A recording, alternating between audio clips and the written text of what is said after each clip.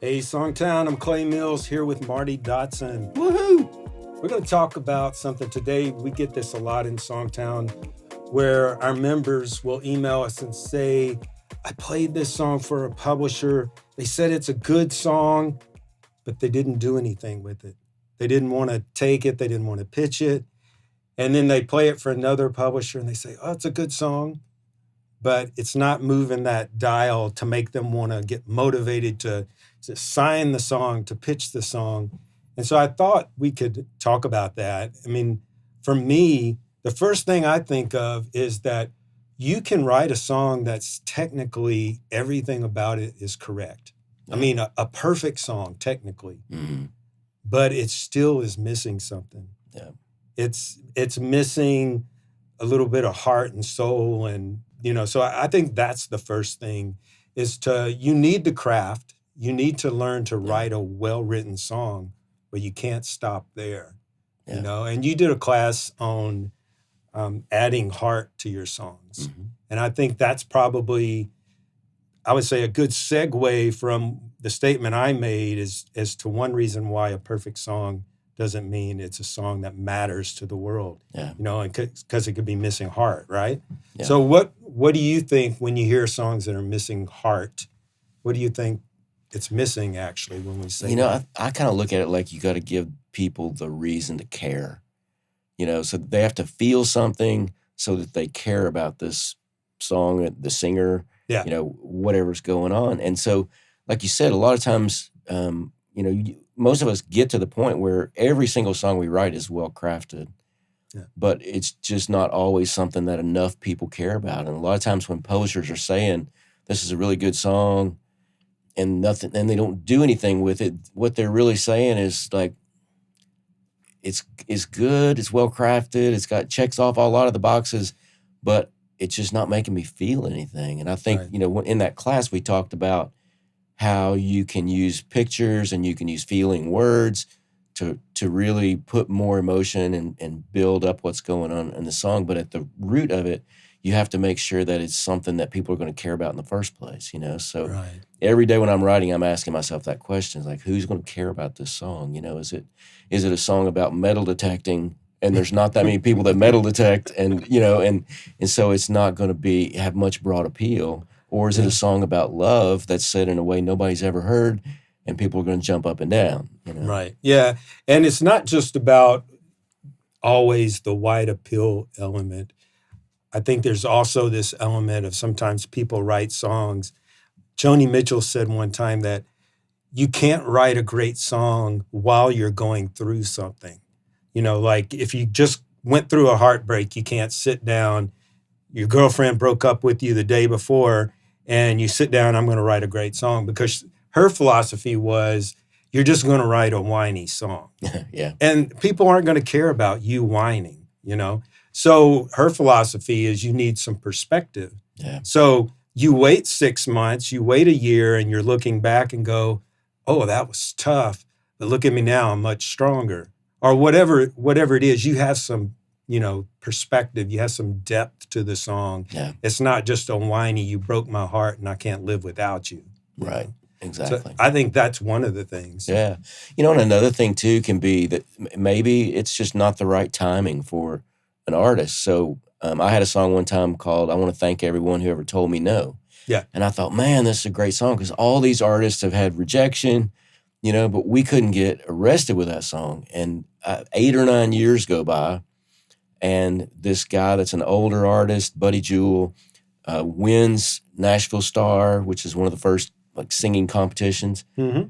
Every single label had turned him down 3 or 4 times, and the song that he wanted to do when he won, on the night that he won, was I want to thank everyone who ever told me no, So it was just... It was perfect timing for that moment. Yeah. It has to be not only a good song, but it has to be a good moment, to find someone who feels that intensely, and he wanted to say to all these people watching, ha, ha, ha, you motivated me to keep going by telling me no, So sometimes we can have something that does have heart and it is written really well, but maybe the one artist who would do it just put out an album, and they're not going to be cutting for another 2 years, you know? So there's reasons like that too that don't really involve the song. It's just not the right timing. And I think one of my publishers would always say, you know, you got to have the song in the right song in the right moment.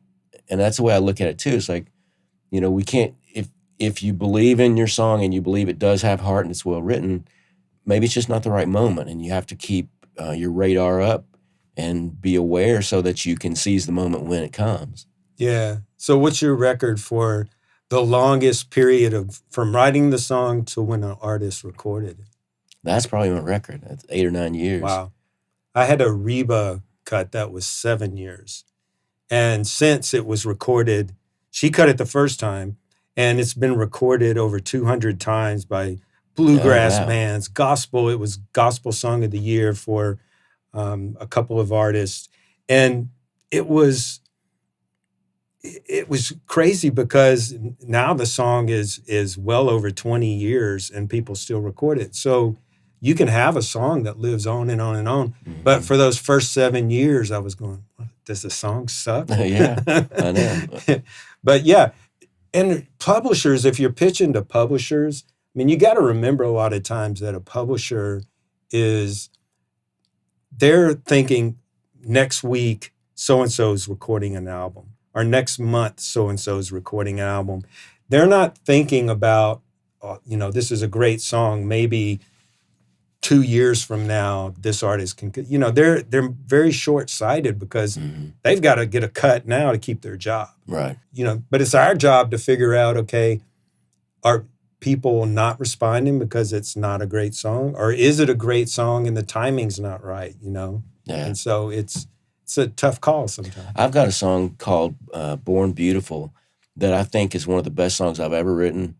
Got the most heart maybe of any song I've written. And I haven't been able to get anybody interested in this song. And it's because it's kind of an artsy, it's got a different kind of form for the song. It's not like a big chorus. It's just very intimate. And you know, so there can be songs too that are just, they're not songs that a publisher is going to get excited about because it's probably not going to make them a lot of money. So if someone ever did cut that song, it's going to be an album cut. It's not going to be on the radio, you know? And so understanding how the business works can help you too. I was mentoring a guy recently, and he played me 4 or 5 songs, and they were all great. Yeah. I mean, they were beyond good. They were really great. But my question to him was, who would you pitch these to? And he said, I don't know. I thought maybe you knew. And I said, no, I don't know. And that's my problem, you know? And he said, yeah, every publisher I meet with kind of says that. Like, I don't know what to do with these. So, you know, we have to understand that sometimes we're going to write things that are great, but that they're not commercial. Yeah. And they're going to be hard to get placed. And publishers are looking for songs that are easy to get placed, you know? I remember one time, one of my publishers, I turned in a song. It was short. It was kind of a little ditty. It was fun, different hook on it. And he was like, pal, I can get these cut all day long. And he did. He walked out and got it cut almost immediately, you know, because it was one of those that was an easy thing to pitch. Right. You know, he knew a lot of people were looking for that kind of thing.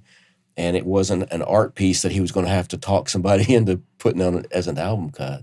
Yeah. And Vince Gill said the other day, he said, not every hit song is a great song, and every great song is not a hit song. Yeah. You know, they're often two different things.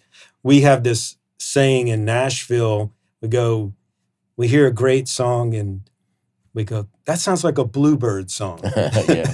And sometimes it's a knock on the song, you know, it's like, but it's not really. What it really means is that's a really cool song. It'll go over really well at the Bluebird on a writer's night, but it's just not a hit song, or it's not a song that an artist is going to record, you know, but it doesn't mean it's a bad song. It's a Bluebird song. Yeah. And I think one of the dangers we can get into is judging our songs based on their success or failure commercially. Right. You know, and I think it's important to acknowledge, you know, some of my songs might be great and might never get cut. Some of my songs that aren't so great might get cut. And that doesn't determine the quality of it, you know, because if you have that kind of outward focus of like, I'm depending on them to validate my work, it can be really frustrating, and you're always going to be feeling down about yourself, probably because there's a lot of rejection in this business. So, I try to just judge my song based upon how I feel about it. Am I proud of it? Does it say something that I think is important? Does it say something that I think other people could benefit from hearing?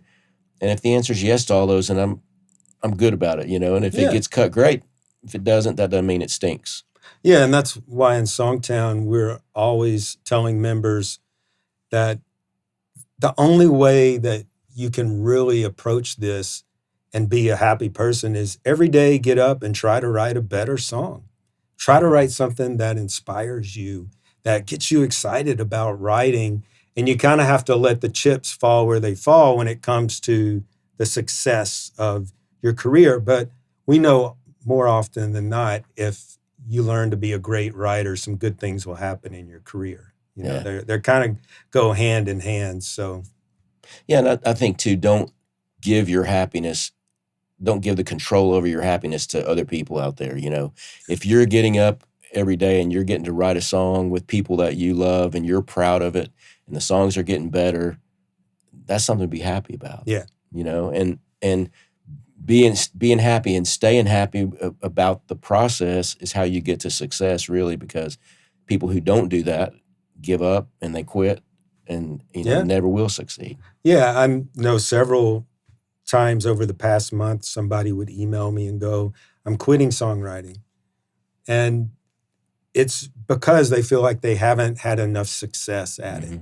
But I mean, deep down, I don't know if any of us, if we're honest, if you're supposed to be a songwriter, you're not going to quit it. You know what I mean? You might stop trying to go out and pitch your songs, but you're gonna write songs still. We have to. Yeah. You'll be walking down the street and an idea is going to pop in your head. You're a songwriter. Yeah. So thanks to our sponsor, Sweetwater, I get all my recording gear, all my guitars, my keyboards, everything from Sweetwater. Not because they're our sponsor. I have for 25 years. I love them. They're great to us. And check out the show notes. Marty and I have books on songwriting. We have upcoming courses constantly in Songtown. Check out the community. We'd love to see you inside the members area. See you soon. Cheers.